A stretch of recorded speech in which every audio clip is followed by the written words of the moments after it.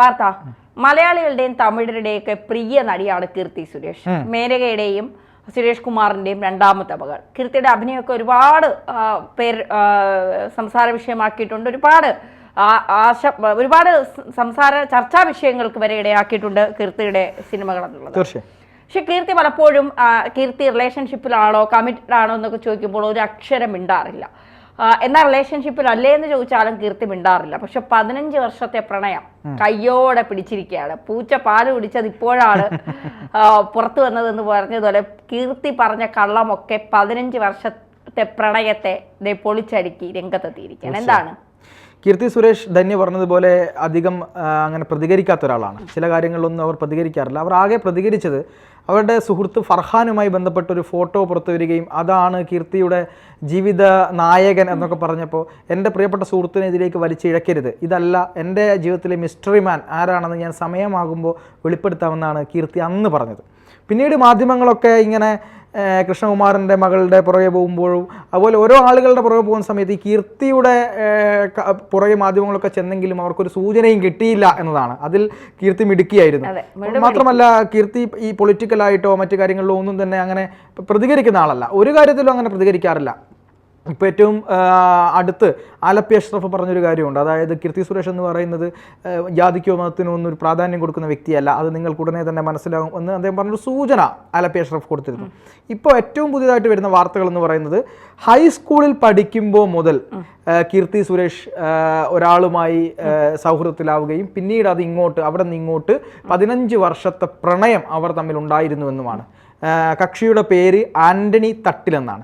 ആന്റണി തട്ടിൽ എന്ന് പറയുന്നത് കൊച്ചിയിലെ ഒരു ഒരു വലിയ ഫാമിലിയിൽപ്പെട്ട ഒരു മികച്ച ബിസിനസ് ആയി ബന്ധപ്പെട്ടൊരു നല്ല സംരംഭകനും ബിസിനസ്സുകാരനുമാണ് എന്നാണ് പറയപ്പെടുന്നത്. അദ്ദേഹം ഗൾഫിലാണ്, അതായത് ദുബായിലുള്ള ബിസിനസ് മാനാണ്, കൊച്ചി സ്വദേശിയായിട്ടുള്ള ദുബായിലെ ബിസിനസ് മാനാണ് എന്നാണ് പറയപ്പെടുന്നത്. ആ ഒരു ഈ പ്രണയവുമായി ബന്ധപ്പെട്ട കാര്യങ്ങളൊക്കെ പുറത്തു വന്നെങ്കിൽ കൂടിയും ഏകദേശം നമ്മൾ അതൊക്കെ സ്ഥിരീകരിച്ചെങ്കിൽ ഇപ്പോഴും കീർത്തി ഒന്നും വേണ്ടിയിട്ടില്ല, കീർത്തിയും പറഞ്ഞിട്ടില്ല, അച്ഛനും അമ്മയും ഒന്നും പറഞ്ഞിട്ടില്ല. മാധ്യമങ്ങളിൽ ഈ വാർത്ത വന്നു എന്നുള്ളത് മാത്രമാണ്. മാത്രമല്ല ഈ ആന്റണി തട്ടിന്റെ ഏറ്റവും വലിയ പ്രത്യേകത എന്ന് പറയുന്നത് ഈ 15 വർഷത്തെ പ്രണയം ഇദ്ദേഹം ഒരു അടുപ്പവും ചോരാതെ തന്നെ ഈ കീർത്തി സുരേഷുമായുള്ള ഒരു അടുപ്പവും ചോരാതെ തന്നെ നിലനിർത്തി എന്നുള്ളതാണ്. കാരണം സാധാരണ ഒരു പ്രണയം വന്നാൽ ഇപ്പോൾ നയൻതാര വിഘ്നേഷിന്റെ ഒക്കെ പ്രണയം എവിടെ പോയാലും നയൻതാരയോടൊപ്പം വിഘ്നേഷ് ഉണ്ടാകും. ആ നാട്ടിൽ പാട്ടായതുപോലെ ഒരു പ്രണയം പ്രഭുദേവയുമായിട്ടും നയൻതാരയ്ക്ക് പ്രണയം ഉണ്ടായിരുന്ന സമയത്തും ഇത് തന്നെ, ചിമ്പുമായിട്ടുണ്ടായ സമയത്തും ഇതൊക്കെ തന്നെയായിരുന്നു. പക്ഷേ ഇവിടെ കീർത്തി പോകുന്ന പരിപാടികളിലോ കീർത്തി പങ്കെടുക്കുന്ന സദസ്സുകളിലോ ഒന്നും നമ്മൾ ആന്റണി തട്ടലിനെ കാണാറില്ല.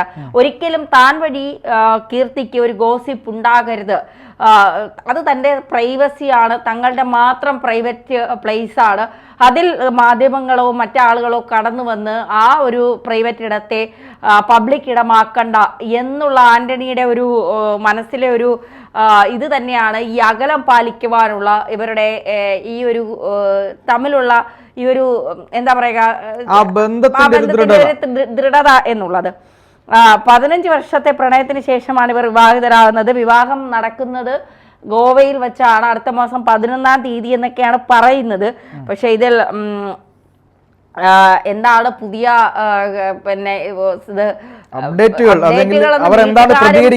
ഒന്നും പറയാത്ത സ്ഥിതിക്ക് നമുക്കിത് കൂടുതൽ പറയാൻ കഴിയില്ല. ഈ വരുൺ ധവാനുമായി ചേർന്ന് കീർത്തി സുരേഷിന്റെ പുതിയ ഹിന്ദി സിനിമ ബേബി ജോൺ വരാനിരിക്കുകയാണ്. വിവാഹത്തെക്കുറിച്ചുള്ള ഈ ഗോസിപ്പുകൾ വരുന്നത് എന്നുള്ളതാണ്. എന്തായാലും കീർത്തി സുരേഷ് പിന്നെ വിവാഹ ജീവിതത്തിലേക്ക് കടക്കുന്നു എന്നുള്ളത് ആരാധകരെയൊക്കെ വളരെ നിരാശപ്പെടുത്തുന്ന ഒരു കാര്യമാണ്. ഇപ്പോഴും കുട്ടിത്വം വിട്ടുമാറാത്ത ഒരു നടിയാണ് കീർത്തി സുരേഷ്. എനിക്ക് ഭയങ്കര ഇഷ്ടമാണ് അവരുടെ അഭിനയങ്ങൾ. ഈ പറയുന്നത് പോലെ വലിയ ജാടയൊന്നും കാണിക്കാതെ വലിയ സംഭവമാണ് താനെന്നൊന്നും, 1-2 സിനിമയിലൊക്കെ അഭിനയിക്കുന്ന നടിമാരൊക്കെ എന്തോ സംഭവമാണ് താൻ പായിൽ നിന്ന് അതുവരെ ഒരു ഫിലോസഫി പറയാത്തവർ പിന്നെ ഫിലോസഫി അരച്ചു കളക്കി കുടിച്ചതുപോലെയാണ് സംസാരിക്കുന്നത്. പിന്നെ ആരെന്ത് ചോദിച്ചാലും തഗ്ഗുകൾ മാത്രമേ പറയാറുള്ളൂ.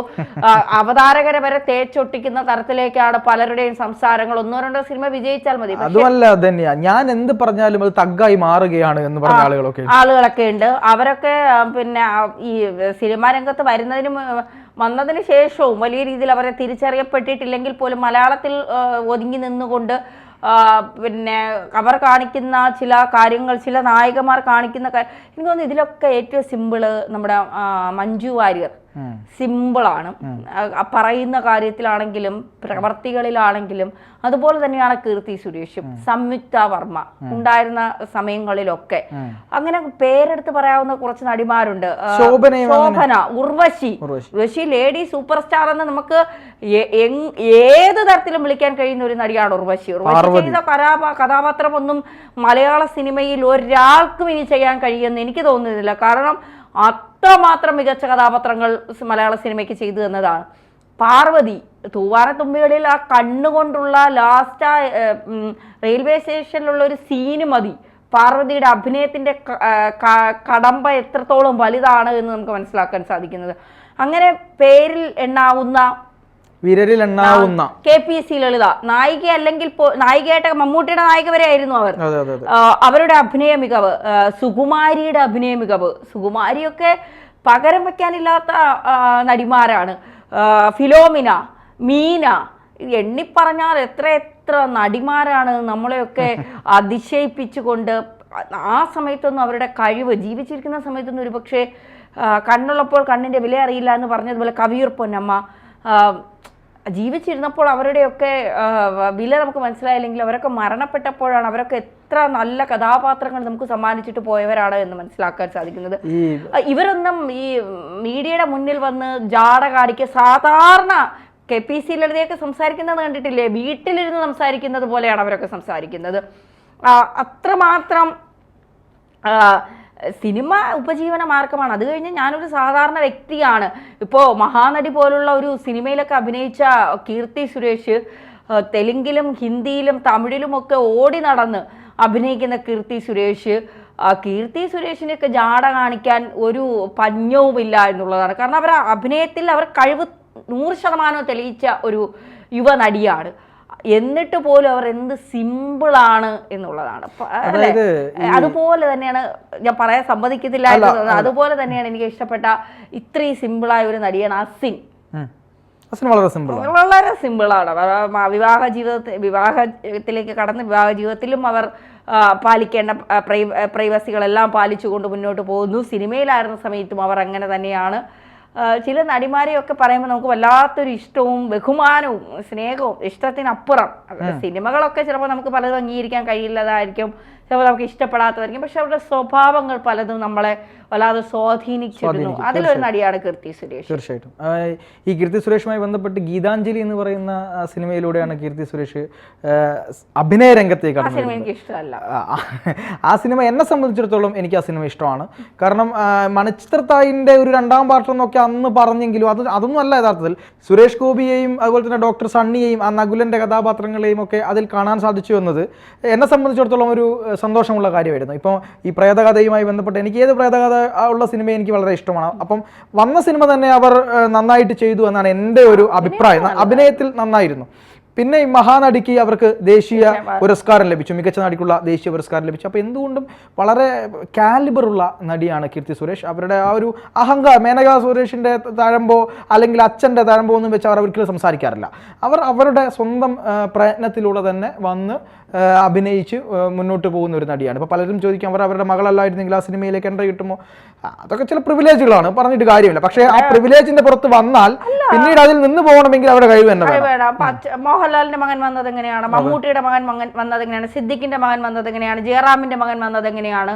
അല്ല, അതാ ഞാൻ പറഞ്ഞത്, ഇതൊക്കെ പ്രിവിലേജാണ്. പക്ഷെ എത്ര പ്രിവിലേജ് ഉണ്ടായാലും അഭിനയ സാധ്യത ഇല്ലെങ്കിൽ അവർക്ക് മുന്നോട്ട് പോകാൻ കഴിയില്ല. മോഹൻലാലിന്റെ മകൻ അഭിനയിക്കാൻ വലിയ താല്പര്യമില്ലാത്തത് കൊണ്ട് സിനിമയിൽ നിൽക്കുന്നില്ല. കാളിദാസ് ജയറാമിന് അഭിനയ സാധ്യതകൾ ഇല്ലാത്തത് കൊണ്ട് സിനിമയിൽ നിൽക്കുന്നില്ല. സിദ്ദിഖിന്റെ മകന് നല്ല അഭിനയ സാധ്യത, നല്ല നടനാണ് സിദ്ദിഖിന്റെ മകൻ. അത് പറയാതിരിക്കാൻ കഴിയില്ല. അശോകന്റെ പറയാതിരിക്കാൻ കഴിയില്ല. അർജുൻ അശോകന്റെ തണലിലല്ല വന്നതെങ്കിലും എനിക്ക് തോന്നുന്നു അശോകൻ പറഞ്ഞിട്ടാണ് അശോകൻ സിനിമയിലേക്ക് വന്നതെന്ന് എനിക്ക് തോന്നുന്നില്ല. ഇനി എന്റെ അറിവില്ലായ്മയായിരിക്കാം. പക്ഷെ മികച്ച നടനാണ്. നമ്മുടെ ആ പെപ്പയുടെ കൂടെയൊക്കെ ഉള്ള ഒരു സിനിമയുണ്ടല്ലോ, ഒരു ഉത്സവവുമായൊക്കെ ബന്ധപ്പെട്ട ഒരു സിനിമ, ആ അജഗജാന്തരം സിനിമയിലൊക്കെയുള്ള അഭിനയം എനിക്ക് ഏറ്റവും ഇഷ്ടപ്പെട്ട നടൻ പെപ്പയാണ്, മോഹൻലാൽ കഴിഞ്ഞാൽ. എന്നോട് ആരോ ചോദിച്ചു ഈ സിനിമയുമായി ബന്ധപ്പെട്ട ഏറ്റവും വലിയ ആഗ്രഹം എന്താ സാധിച്ചു തരാന്ന് പറഞ്ഞപ്പോൾ ഞാൻ പറഞ്ഞു 2 ആഗ്രഹങ്ങളേ ഉള്ളൂ. ഒന്ന് വിജയിയെ നേരിട്ട് കാണുക, 2 പെപ്പയെ കാണുക. മോഹൻലാലിനെ കാണണ്ടേ? മോഹൻലാലിനെ കണ്ടു. മോഹൻലാലിനൊക്കെ സംസാരിക്കാനൊന്നും പറ്റിയില്ല. മോഹൻലാലിനെ കാണാൻ സംസാരിച്ചു. മോഹൻലാലിനോട് ചോദ്യം ചോദിക്കാൻ കഴിഞ്ഞു എനിക്ക്. അതെൻ്റെ മാധ്യമ ജീവിതത്തിലെ ഒരു വലിയ അംഗീകാരമായി ഞാൻ കാണുന്നു. ഇനി 2 പേരെ കാണണം, ജീവിതത്തിൽ നടക്കും, നോക്കാം, നടത്താം. അതെ.